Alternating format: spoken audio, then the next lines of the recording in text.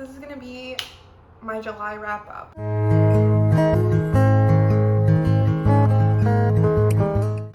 I guess the first thing I should address is why I finished only 6 books this month.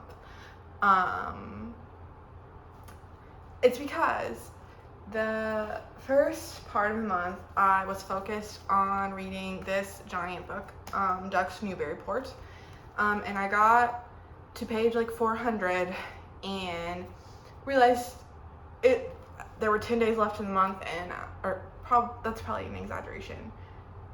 No, it was like less than 10 days left in the month, and I had not finished anything but 1 book. And so I set this one aside. It was just time consuming, and I wanted to be reading other things. I will be going back to this one. It's really freaking good. And I'm not gonna really talk about it right now since I didn't finish it yet, but that's why I didn't really finish that much this month. I also had 2 DNFs. I DNF'd Monster, She Wrote. I was like trying to read this at the same time I was reading Duck's Newburyport, and I just like kept forgetting about it. And then my library loan like ran out, so I just turned it in and didn't finish it. But this is a nonfiction book about women who write about monsters like Frankenstein or other like horror or thriller novels, and it was really good and like informative, but I'm probably not gonna go back to it just because I have other things that I want to focus on. And then I DNF'd Jay's Gay Agenda as well. This is another instance of, first of all, my library loan was like kind of running out, but mostly it wasn't the vibe. Didn't really want to read this kind of story. That it was good. I like the parts of it that I read, but I got kind of into it, and I was like, I want to read other things. So that was the 2 DNFs I had this month. But now to the books that I did finish. The first book that I finished in July was The Woods Are Always Watching by Stephanie Perkins. I read a digital arc of this thanks to my job, and I gave it 3 stars. This book is about 2 best friends who like go camping for the first time. They're not like good campers, and they're like backpacking and like hiking and stuff through these woods, and it like it like switches POVs, but you can't really tell who's talking, and like I don't know, the POV switches were confusing because there wasn't anything to know when they switched, and their voices were very similar, and sometimes they would switch like in the middle of a paragraph, and it was just confusing. So that's kind of why I didn't like it very much. And it was just a middle of the road YA thriller. They're worried about bears, but bears aren't really a problem. It's this serial killer team of 2 like scary men, and it was an okay read, but it was just fine, so I gave it 3 stars. And then the next book that I finished was The Hating Game by Sally Thorne. Finally, I know, Noelle on BookTube talks about this all the time, and so I was like, I have to read this. So I checked it out, got a little digital copy of it from my library, and it was so good. It is like hate to love done right, and both of the characters are so perfect. Like, I loved Josh. I thought that it was so cute, like when you find out that he's shot. This book is so good, and it was just what I needed romance wise this month. Yeah, I really liked it, and I was like, it was what I was looking for. It was really good. I gave it 4 stars. I loved it a lot. Okay, and then the next book that I finished this month was Razorblade Tears by S.A. Cosby, and this is a crime novel, thriller, mystery type book, and it focuses on these two ex-cons. One is black and one is white, and their sons were married, and they were kind of homophobic. They were homophobic towards their sons, but then their sons get murdered, and the book just follows them in the aftermath of them trying to solve who murdered their sons and also get revenge. They also are like having tough conversations about race and about gayness, and like how they wish they would have accepted their sons while their sons were alive.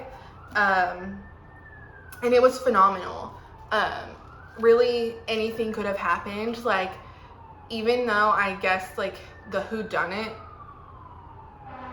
while I was reading it, I didn't care, because even knowing who did the crime, anything could happen like to that person, and the two main characters could do anything, and you couldn't really predict anything that they were going to do, because they were just trying to get revenge, and it was really, really good. I gave it 5 stars. I really liked it a lot. So, and then the next book that I finished this month was Head Over Heels by Hannah Orenstein. And this is a romance book that focuses on an ex-gymnast who didn't really get to go to the gymnastics, and she had like a abusive coach, and she's just gets dumped, so she moves back home, and she gets hired to help coach this aspiring Olympian, with a guy that she like had a crush on when she was younger, and they like bond, and they like start kind of a romance. The strong points of this book were the relationship between the main character and the gymnast that she's coaching. They just like seeing the athlete coach relationship in a like healthy light was really good and like fun, and I enjoyed that aspect of this book. I liked the friendships that develop over it. Like, the main character gets a roommate and also reconnects with our past best friend, and that's like really cool to see. But the main plot of the story kind of has to do with this abusive doctor, and then also, well, that's actually not the main plot, but that does like they do like address like basically the Larry Nassar stuff, just like in a different way than it happened in real life. But the main character's like abusive coach is still coaching, and the love interest wants to go work for him and wants to bring the Olympian that they're coaching to that gym, and the main character is like, no, you shouldn't do this. He's a bad person, and she will not thrive in this environment, and he will hurt her. But the guy goes over her head and like navigates around her, and like is so close to doing it anyway, and they like break up. I'm sorry, I'm just kind of spoiling this, but I have problems. I just don't think like it's redeemable for, like, I don't think the love interest is redeemable after doing that, even though he like later in the book decides that it is a bad move for him and for the coach, and he's like apologetic about not listening to the main character. But I still have problems with it. Like, I don't think if this had happened I know this is a book, but I don't think if that interaction had happened in real life that they would have ever gotten back together. And he's on my bad side, okay? And he was like fine before that, but I don't think his actions are redeemable. And so the book lost me at that point, and I don't think this holds up as a romance. I think it would have been a better book without the romance aspect. Like, if this author had written basically the same book but without the romance stuff and without that plot point. like if she had focused on the athlete and the coach relationship between the main character and the athlete she's coaching, and like the friendships and stuff, I would have liked that a lot better. So I did only end up giving this 3 stars. There were some things that I liked about it, and I thought that it was like well written or whatever, but that whole scandal really turned me off. And then the last book that I finished in July was Fool's Errand by Robin Hobb. This is the first book in the Tawny Man trilogy, and baby, we are back with Fitz, okay? This book felt like a warm hug. To be back in the Six Duchies and to be back with these like characters that I just absolutely adore was so fulfilling and so fun, and I just loved it, okay? I loved like the journey that Fitz goes on with the Fool, and I loved the introduction of Prince Dutiful, and the like just catching up with Fitz was so gratifying, I guess. I loved this, and I'm so happy that I read it, and I gave it 5 stars. And Robin Hobb, she keeps coming back with fantastic stories and fantastic fantasy, and I will keep reading them, and I'm so excited that I'm back with Fitz. And like, I loved the Live Ship Trader trilogy, but I love Fitz, okay?